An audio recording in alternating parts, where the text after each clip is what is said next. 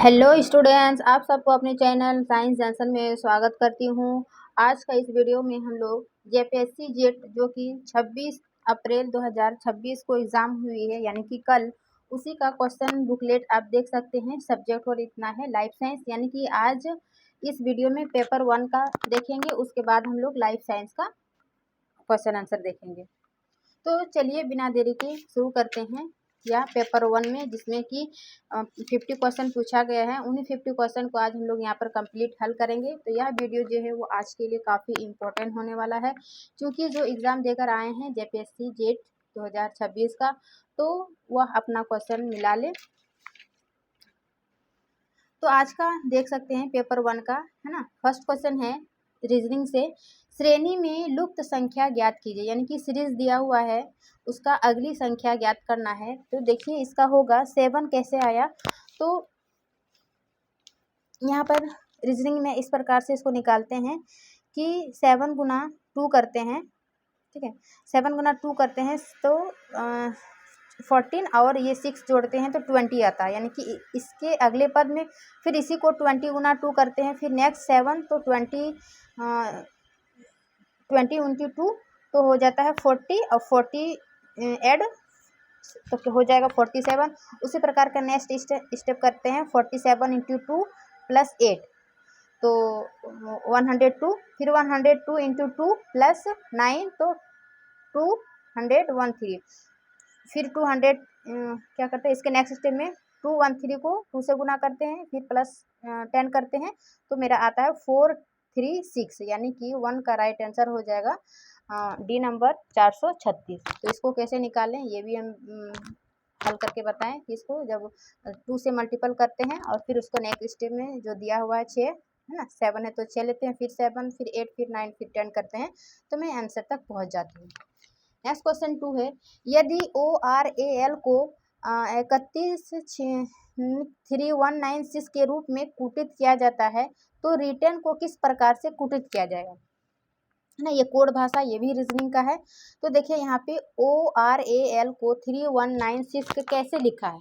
तो इसको जैसे कि जिसका नंबरिंग ओ का कितना है 15 है तो 15 लिए, उसके बाद 15 को क्या करेंगे, इसको तोड़ के जोड़ेंगे। जैसे 1 + 5 क्या हुआ 6 हुआ। फिर आर का कोडिंग क्या होता है 18, उसको 1 + 8 किए तो 9। उसी प्रकार ए का क्या है 1 और एल का कितना है 12 तो 1 + 2 तो कितना हुआ 3। अब जो 6913 आया इसको उलट देते हैं, है ना, इसको नीचे से ऊपर लिखते हैं तो 3196, इसी को इस प्रकार से कोडिंग किया गया था ओरल को।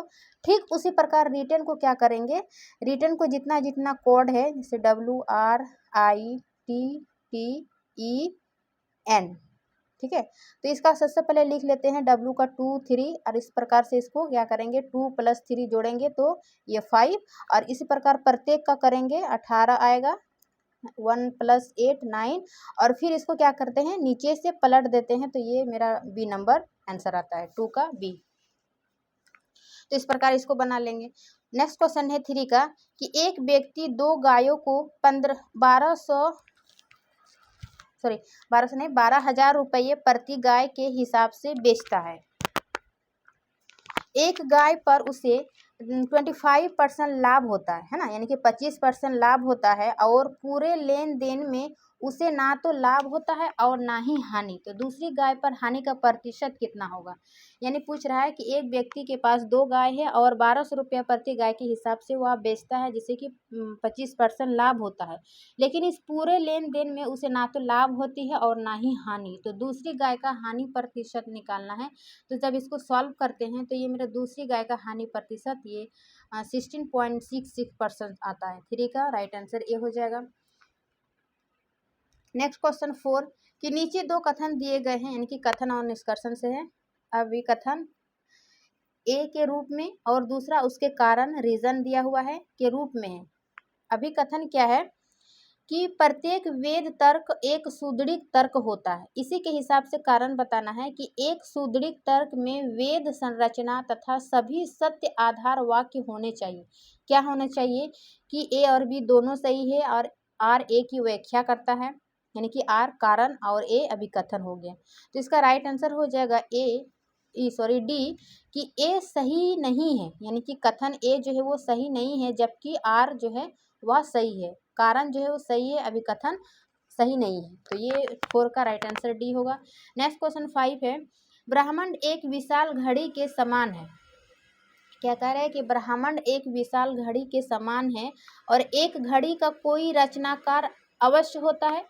तो अतः ब्रह्मांड का भी कोई रचनाकार अवश्य होगा।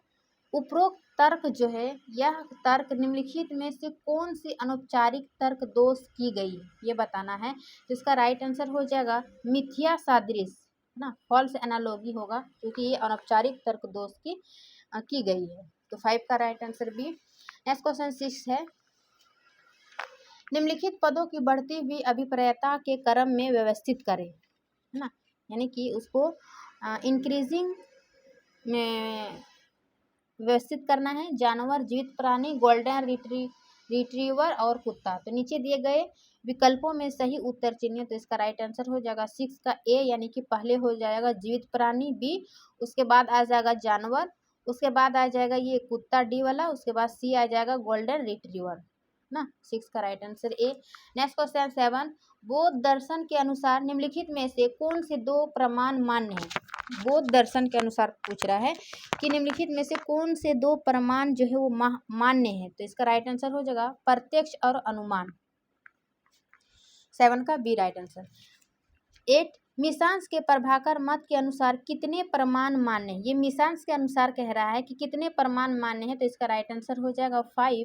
5 में क्या क्या प्रमाण है, पहला हो जाएगा प्रत्यक्ष, दूसरा हो जाएगा अनुमान, तीसरा हो जाएगा उपमाना, और ये चौथा हो जाएगा शब्दा, पांचवा हो जाएगा अर्थपत्ति, है ना। इस प्रकार से ये 5 मिशांस के प्रभाकर मत है। तो 8 का right answer B. Next question 9। अब 9 कह रहा है कि एक सारणी दी हुई है जिसमें से 9 से 13 क्वेश्चन तक आपको सारणी के अनुसार आंसर देना है। सारणी में क्या है, एक वर्ष दिया हुआ है 2018 से 21 तक, उसके बाद उन्नत किए गए ग्रामीण विद्यालय की संख्या दी हुई है और उन्नत किए गए शहरी विद्यालय की संख्या दी हुई है। अब इसमें किस प्रकार का प्रश्न है कि 9 क्वेश्चन देखते हैं कि वर्ष 2018 से 21 के बीच डिजिटल कक्षाओं में प्रतिशत की वृद्धि कितनी हुई है ना। प्रतिशत की वृद्धि पूछ रहा है। तो यहाँ पर देखेंगे वर्ष 2018 से 2021 के बीच जो डिजिटल यानी कि उन्नत किए गए शहरी विद्यालय में प्रोत्साहन की संख्या है, तो इसको सॉल्व करते हैं। तो ये मेरा निकलता है 73.33%। 9 का बी नंबर। 10 का है, किस वर्ष ग्रामीण और शहरी विद्यालय उन्नयन के बीच सर्वाधिक अंतर था। तो इसका राइट आंसर हो जाएगा 2021 के बीच जो है वो सबसे अधिक अंतर था सारणी के अकॉर्डिंग। फिर 11 क्वेश्चन, वर्ष 2018 से 21 तक ग्रामीण विद्यालय उन्नयन की चक्रवृद्धि वार्षिक वृद्धि दर लगभग किसके सबसे निकट है ना। तो इसका राइट आंसर हो जाएगा 25% के निकट। 11 का बी। 12, ऊपर प्रदर्शित आंकड़ों को किस प्रकार के डेटा के रूप में सबसे उपयुक्त रूप से वर्गीकृत किया जा सकता है। तो इसका राइट आंसर हो जाएगा बी कि मात्रात्मक और सतत समय श्रृंखला डेटा। 13 क्वेश्चन होगा, यांत्रिक बाधा शासन गवर्नेंस के दृष्टिकोण से डिजिटल कक्षा में तेज वृद्धि संकेत देती है, यानी कि ये किसका संकेत देती है। इसका राइट आंसर हो जाएगा ICT, सूचना एवं संचार प्रौद्योगिकी आधारित शैक्षणिक सुधार रणनीति पर जो है यह कक्षाओं में तेज वृद्धि का संकेत देती है। 13 का राइट आंसर भी हो जाएगा। नेक्स्ट क्वेश्चन 14, कि रिक्त स्थानों को भरने के लिए A से D शब्दों का सही क्रम पहचानें, यानी कि सबसे पहले क्या होगा कि इलेक्ट्रॉनिक मेल संदेश भेजने के लिए, है ना, इनमें से दिया हुआ है क्या यूज करते हैं। तो इलेक्ट्रॉनिक मेल संदेश भेजने के लिए सबसे पहले हम लोग ये SMDP, है ना, फर्स्ट हो जाएगा। फिर प्रोटोकॉल का उपयोग करते हैं। सर्वर से ईमेल प्राप्त करने के लिए क्लाइंट सामान्यता प्राप्त करने के लिए क्या यूज करते हैं, POP3, बी नंबर इसका 2 हो जाएगा। उसके बाद का उपयोग करते हैं। संदेश एक नेटवर्क के माध्यम से यात्रा करता है जिसे एक विशिष्ट देश द्वारा पहचाना जाता है। किसके द्वारा पहचाना जाता है? तो ये भी राइट आंसर हो जाएगा सी। आईपी एक एड्रेस होता है, उसके द्वारा पहचाना जाता है, यानी कि ये तीसरा नंबर में आ जाएगा, द्वारा पहचाना जाता है। और डोमेन के समाधान डैश द्वारा किया जाता है, डीएनएस के द्वारा समाधान किया जाता है, यानी कि ये पहले से ही सही उत्तर अरेंज, इसका राइट आंसर हो जाएगा ए बी सी डी। 14 का right answer A. Next question 50, निम्नलिखित में से कौन से कथन सही है ना, दिया गया हुआ कौन सा कथन सही है कि वीपीएन सार्वजनिक नेटवर्क पर क्या है एनक्रिप्टेड संचार सुनिश्चित करता है, या फिर बी नंबर है इंटरनेट वैश्विक स्तर पर बिना किसी प्रतिबंध के सुलभ होता है, या फिर HTTPS सुरक्षित संचार के लिए SSL/TLS का उपयोग करता है। डी नंबर कुकी स्वतंत्र रूप से मैलिशियस कोड निष्पादित कर सकती है। तो नीचे दिए विकल्पों में से सही उत्तर चुनना है। तो इसका राइट आंसर हो जाएगा ए और सी जो है वो सही होगा, केवल ए और सी ना। 15 का राइट आंसर ए हो जाएगा। नेक्स्ट क्वेश्चन 16, एक विश्वविद्यालय क्लाउड आधारित प्लेटफॉर्म के माध्यम से ऑनलाइन परीक्षाएं आयोजित करता है और छात्र दूरस्थ रूप से लॉग इन करते हैं और परीक्षा डेटा केंद्रित रूप से संग्रहित किया जाता है। इस प्रणाली में निम्नलिखित में से कौन सा सबसे महत्वपूर्ण जोखिम है ना, महत्वपूर्ण जोखिम पूछ रहा है। तो सिचुएशन के अनुसार इसका राइट आंसर सी हो जाएगा कि डेटा का उल्लंघन और अनधिकृत पहुंच। 16 का right answer C. Next question 17, एक सूची दी हुई है, सूची 1 को सूची 2 के साथ मिलान करना है। क्या है? पहला स्वयं, दूसरा NPTEL और तीसरा है national digital library of India, चौथा है डिजिटल इंडिया प्रोग्राम, है ना। तो इसका ए का है ना स्वयं के साथ होगा कि बहुविषयक पाठ्यक्रमों के लिए राष्ट्रीय MOC मंच, ये एक का सही हो जाएगा, एक का ए। तो देखिए एक का ए किस में ऑप्शन में है, ए और सी में, बाकी ये बी और डी कट गया। तो इन दोनों में फिर एलिमिनेट करते हैं, फिर आ जाएगा NPTEL का हो जाएगा इंजीनियरिंग केंद्रित ऑनलाइन व्याख्या, यानी कि बी का 2। तो बी का 2 किस में है? ए नंबर में, यानी कि ए जो है वो राइट आंसर हो जाएगा। बाकी हमें आगे देखना ही नहीं है ना, क्वेश्चन एलिमिनेट करके हम लोग आंसर तक पहुंच सकते हैं। 17 का राइट आंसर ए हो जाएगा। 18, एक शैक्षणिक संस्थान बायोमेट्रिक उपस्थिति प्रणाली क्लाउड आधारित यानी कि LMS और एंटीक्रिप्टेड ऑनलाइन शुल्क भुगतान प्रणाली को एकीकृत करता है। इस एकीकरण का समग्र प्रभाव निम्न में से किस प्रकार सबसे बेहतर वर्णित किया जा सकता है? तो इसका राइट आंसर हो जाएगा बी, प्रशासनिक पारदर्शिता और डेटा सुरक्षा में वृद्धि करके, है ना, बेहतर वर्णित किया जा सकता है। 19 क्वेश्चन, ह्वेंगसांग के विवरणों के अनुसार नालंदा विश्वविद्यालय में प्रवेश परीक्षा किसके द्वारा आयोजित की जाती है? तो इसका राइट आंसर हो जाएगा द्वार पंडितों द्वारा जो है प्रवेश परीक्षा उनके द्वारा आयोजित की जाती थी। 19 का राइट आंसर सी। 20, निम्न में से कौन सी विशेषता अपरंपरागत शिक्षा को परंपरागत शिक्षा से अलग करती है? अपरंपरागत शिक्षा को परंपरागत शिक्षा से अलग करती है, इसका राइट आंसर हो जाएगा ऑप्शन सी, यह प्रायः शिक्षार्थी केंद्रित होती है और विविध माध्यमों से शिक्षण प्रदान करती है। नेक्स्ट क्वेश्चन 21, अभिकथन और कारण दिया हुआ है, नीचे दिए एक अभिकथन के रूप में है, दूसरा कारण के रूप में है। अभिकथन क्या है? AICTE यानी कि अखिल भारतीय तकनीकी शिक्षा परिषद एक क्या है? वैधानिक निकाय है। इसका क्या कारण है कि AICTE की स्थापना वर्ष 1987 में संसद के एक अधिनियम द्वारा तकनीकी शिक्षा के नियोजित विकास को सुनिश्चित करने के लिए की गई थी। क्या ए और बी दोनों सही है और आर ए की सही व्याख्या करता है? यानी कि इसका राइट ऑप्शन ए ही हो जाएगा 21 का, कि दोनों कथन सही है और आर जो है ए की सही व्याख्या करता है। 22, भारतीय संविधान के किस अनुच्छेद के अंतर्गत प्रत्येक नागरिक का यह मौलिक कर्तव्य है कि वह प्राकृतिक पर्यावरण की रक्षा और सुधार करे? ये देखिए सिविक्स से है, अनुच्छेद वाला से, तो इसका राइट आंसर हो जाएगा आर्टिकल 51A जी, है ना। यह मौलिक कर्तव्य है कि प्राकृतिक पर्यावरण की सुरक्षा और सुधार करें। नेक्स्ट क्वेश्चन 23, राष्ट्रीय शिक्षा नीति यानी कि NEP 2020 के अनुसार प्रस्तावित भारतीय उच्च शिक्षा आयोग HECI को विश्वविद्यालय अनुदान आयोग यूजीसी और अखिल भारतीय तकनीकी शिक्षा परिषद के स्थान पर स्थापित किया जाना है। तो निम्नलिखित में से कौन सा भारतीय उच्च शिक्षा आयोग के 4 स्वतंत्र प्रभावों में से शामिल नहीं है? बाकी जो NHER ये है ना, राष्ट्रीय प्रत्यायन परिषद NSC भी है, HEGC ये भी है। इसका राइट आंसर डी हो जाएगा कि डी जो है यह शामिल नहीं है, बाकी 3 जो है शामिल है। NC क्या है ऑप्शन, NCVET शामिल नहीं है यूजीसी ने NEP 2020 के अनुसार। तो 23 का right answer D. Next question 24, देखिए यह भी एक सारणी दी हुई है, 24 से 25 तक को आंसर देना है।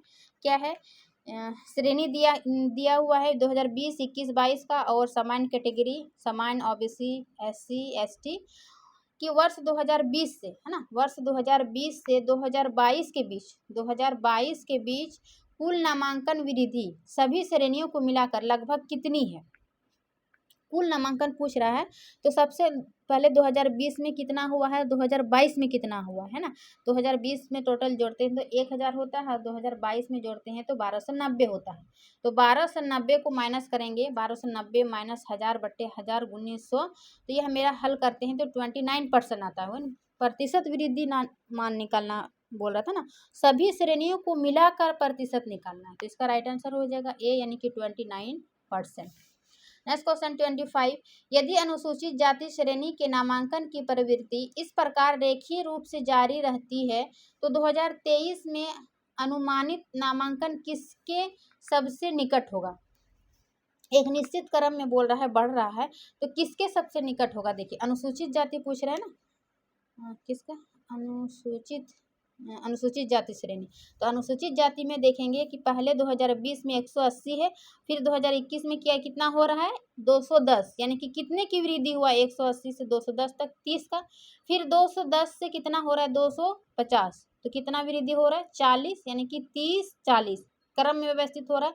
अगला जो करेंगे जैसे 250 प्लस है ना, जैसे 180 प्लस 30 210 हुआ, 210 प्लस 40 250 हुआ। अब 250 प्लस 50 करते हैं, क्योंकि 30 40 50 इस प्रकार क्रम में बढ़ रहा है, 10 का अंतर होके, तो 250 प्लस 50 करते हैं तो नेक्स्ट कितना आता है, 300। तो इस प्रकार से हम अनुमानित नामांकन किसके निकट होगा, तो ये राइट आंसर हो जाएगा सी, यानी कि 300 के आसपास, है ना। 25 का right answer C. Next question 26 कि चर कैटेगरी किस प्रकार के डेटा को दर्शाती है? चर कैटेगरी है ना, तो इसका आंसर होगा बी, नाम मात्र गुणात्मक चर। 27 अनुसूचित जाति और अनुसूचित जनजाति श्रेणियों में बढ़ते नामांकन में सबसे अधिक किस बात का संकेत मिलता है? जो कि उसके नामांकन में संख्या बढ़ रही है, तो किस बात पर संकेत देता है? इसका राइट आंसर हो जाएगा बी, कि सामाजिक न्याय नीतियों का प्रभावी क्रियान्वयन। 27 का बी। नेक्स्ट क्वेश्चन 28, फिर अभिकथन दिया हुआ है और रीजन दिया हुआ है। अभिकथन क्या है? MOOCs जैसी ऑनलाइन शिक्षण विधियां स्वायत्तता और स्वगति अधिगम को प्रोत्साहित करती है। ठीक है, कारण क्या है? ऑनलाइन शिक्षण प्लेटफॉर्म एक निश्चित समय सारणी और अनिवार्य शारीरिक उपस्थिति प्रदान करती है। एक निश्चित समय सारणी, ये सही नहीं लग रहा, वो तो ऑनलाइन बाद में भी रिकॉर्ड देख सकते हैं। तो इसका राइट आंसर यानी कि सी हो जाएगा। ए सही है लेकिन आर जो है सही नहीं है, यानी कि उसका कारण सही नहीं है, अभिकथन ठीक है। इसका 28 का right answer C. Next question 29, निम्नलिखित में से कौन सी सामाजिक विशेषता किशोर शिक्षार्थियों में पहचान बनाम भूमिका भ्रम संकट से विशेष रूप से जुड़ी होती है ना। ये CDP से क्वेश्चन है, तो इसका राइट आंसर हो जाएगा बी नंबर, कि व्यक्तिगत मिथक और काल्पनिक दर्शक का विकास। क्वेश्चन नंबर 30, नीचे दो कथन दिए गए हैं, फिर अभिकथन और कारण। अभिकथन है किशोर शिक्षार्थियों में कक्षा के भीतर भावात्मक अस्थिरता अधिक दिखाई देने की संभावना होती है। इसका कारण है कि प्रीफ्रंटल कॉर्टेक्स जो सरकारी कार्य और आवेग नियंत्रण के लिए जिम्मेवार है, किशोरावस्था के दौरान अभी भी विकसित हो रहा होता है। इसका क्या कारण है कि ए और आर दोनों सही है, आर ए की सही व्याख्या करता है, यानी कि 30 का राइट आंसर ए ही हो जाएगा कि दोनों कथन सही है और आर ए की सही व्याख्या करती है। नेक्स्ट क्वेश्चन 31 का,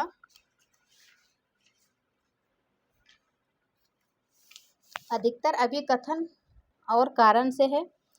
किसी शिक्षार्थी में स्वप्रभाविकता यानी कि सेल्फ एफिकेसी मुख्य रूप से निम्नलिखित में से किससे सबसे अधिक प्रभावित होती है? तो इसका राइट आंसर हो जाएगा बी कि पूर्व सफलता के अनुभव और शिक्षक द्वारा मौखिक प्रोत्साहन से।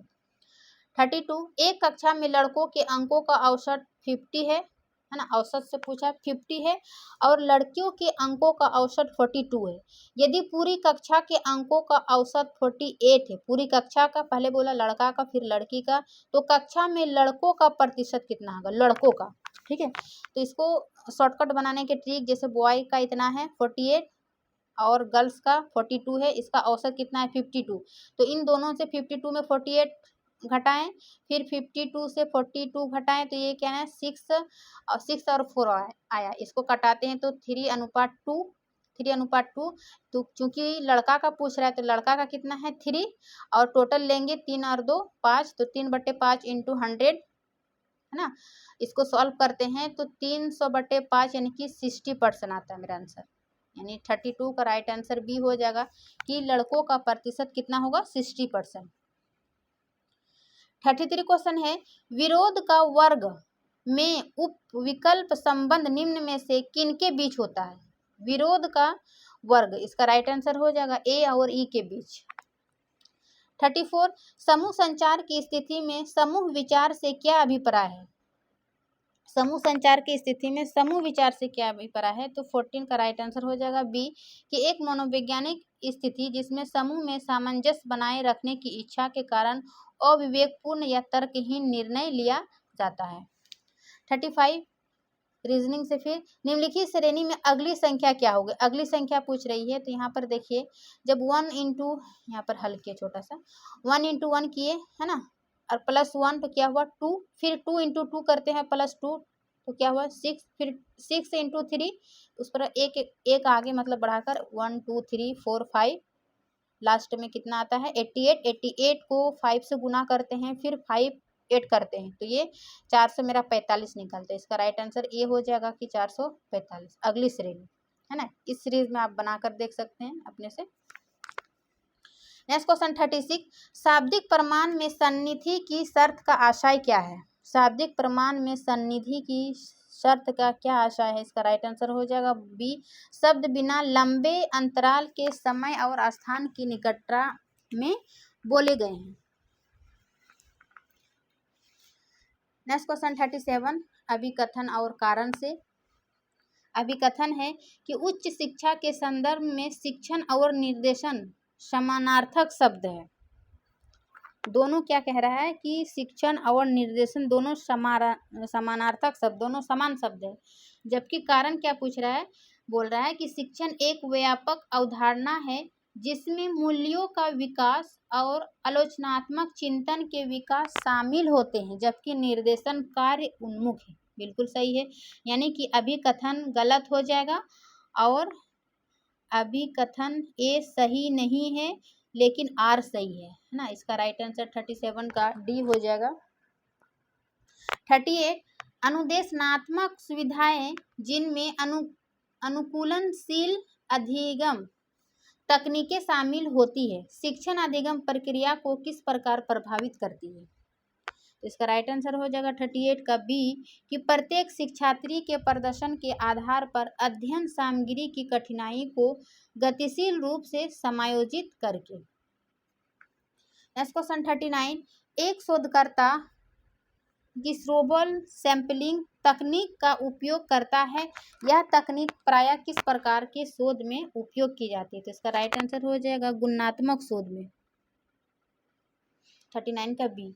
40, परिकल्पना परीक्षण में निम्न में से कौन सी टाइप 2 त्रुटि है? परिकल्पना परीक्षण में हाइपोथेसिस टेस्टिंग में कौन सी टाइप 2 त्रुटि है? इसका राइट आंसर हो जाएगा बी, असत्य शून्य परिकल्पना को स्वीकार करना। नेक्स्ट क्वेश्चन 41, शोधकर्ता नई शिक्षण विधि के प्रभाव पर अध्ययन करते हैं। वह निष्कर्ष निकालते हैं कि नई विधि पुरानी विधि से काफ़ी बेहतर है, हालांकि वास्तव में दोनों विधियों में कोई अंतर नहीं। ऐसी स्थिति में निम्न में से क्या हुआ है? तो इसका राइट आंसर भी बी हो जाएगा, टाइप 1 त्रुटि। 42, निम्न में से कौन सा वैंकूवर शैली के संदर्भ का सही वर्णन करता है? वैंकूवर शैली, तो इसका राइट आंसर हो जाएगा सी, संख्यात्मक प्रणाली को सही वर्णन करता है। 43, अमेरिकन साइकोलॉजिकल एसोसिएशन यानी कि APPA शैली में संदर्भ सूची में प्रविष्टि का सही क्रम क्या होता है? तो सही क्रम इसका राइट आंसर बी हो जाएगा, पहला हो जाएगा ऑथर यानी कि लेखक, वर्ष, शीर्षक और जनरल। 43 का राइट आंसर बी। 44, कथन 1 और कथन 2, सही कथन बताना है। कथन 1 में क्या है?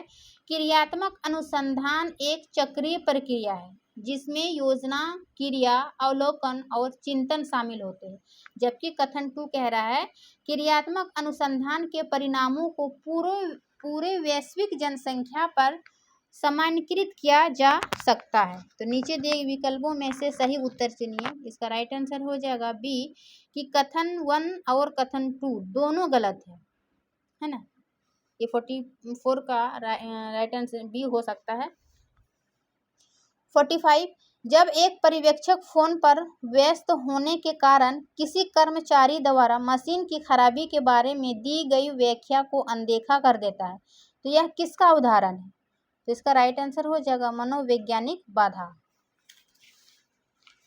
नेक्स्ट क्वेश्चन 46, नीचे दो कथन है, अभिकथन और कारण बताना है। अभिकथन है संचार अर्थ के समझौते यानी विनिमय की प्रक्रिया है। क्या है? संचार अर्थ के समझौते या फिर विनिमय की प्रक्रिया है। फिर कारण देना है, अर्थ शब्दों में नहीं होता बल्कि उन लोगों में होता है जो उन शब्दों का उपयोग करते हैं। इसका राइट आंसर हो जाएगा कि ए सही है लेकिन आर सही नहीं है, सी। 40 का सी हो सकता है। 47, काइनेसिक्स, प्रोक्सेमिक्स, मिक्स और हैप्टिक्स निम्नलिखित में से किसके उप प्रकार है? किसके उस उप प्रकार है पूछ रहा है, तो इसका राइट आंसर होगा सी, अमौखिक संचार का। 48, पैरा लैंग्वेज में निम्नलिखित में से कौन से तत्व शामिल है? पैरा लैंग्वेज में, तो पैरा लैंग्वेज में ये बोलते समय स्वर भी शामिल है, पिच भी शामिल है, लहजा, ध्वनि की तीव्रता और विराम यानी कि कैसे बोल रहे हैं, उच्च नीच, ये स्वर, लहजा, पिच, ये सभी पैरा लैंग्वेज में तत्व शामिल होते हैं। तो 48 का राइट आंसर बी। 49, एक व्यक्ति 10 किलोमीटर उत्तर दिशा में चलता है, फिर 45 डिग्री दक्षिणावर्त घूमकर 5 किलोमीटर चलता है, उसके बाद 135 डिग्री दक्षिणावर्त घूमकर 10 किलोमीटर चलता है, वह अपने प्रारंभिक बिंदु से किस दिशा में? तो रीजनिंग का क्वेश्चन था, दिशा डायरेक्शन वाला से, तो इसका राइट आंसर होगा ए, उत्तर पूर्व में। और आज के पेपर 1 का लास्ट क्वेश्चन है 50, तर्क दिया हुआ है कि शहर की नई साइकिल लेन पहल असफल रही है क्योंकि इन लेनों के बनने के बाद से कार दुर्घटनाओं की संख्या में कोई कमी नहीं आई है। यदि निम्नलिखित में से कौन सा कथन सत्य हो तो वह इस तर्क को अधिक कमजोर करेगा? तो इसका राइट आंसर हो जाएगा बी, कि इस अवधि में शहर की कुल यातायात की मात्रा 25% बढ़ गई है ना। 50 का राइट आंसर भी हो जाएगा। उसके बाद 51 से जो है पेपर 2 का क्वेश्चन है। पेपर 2 में यानी कि यह लाइफ साइंस का क्वेश्चन पेपर है, तो लाइफ साइंस का पेपर 2 का इसके नेक्स्ट वीडियो में बनाएंगे, क्योंकि आज पेपर 1 का लगभग कितना 29 मिनट का हो चुका है। तो नेक्स्ट वीडियो में पेपर 2 यानी कि लाइफ साइंस का वीडियो लेकर आऊँगी। तो आशा करती हूँ कि यह जानकारी और वीडियो पेपर 1 का जो सॉल्व किए हैं अच्छी लगे होगी। अच्छी लगे तो अपने दोस्तों के साथ शेयर कीजिए, लाइक कीजिए, और चैनल पे जो नए हैं चैनल को सब्सक्राइब करिए। मिलते हैं लाइफ साइंस वाले वीडियो में, तब तक के लिए थैंक यू।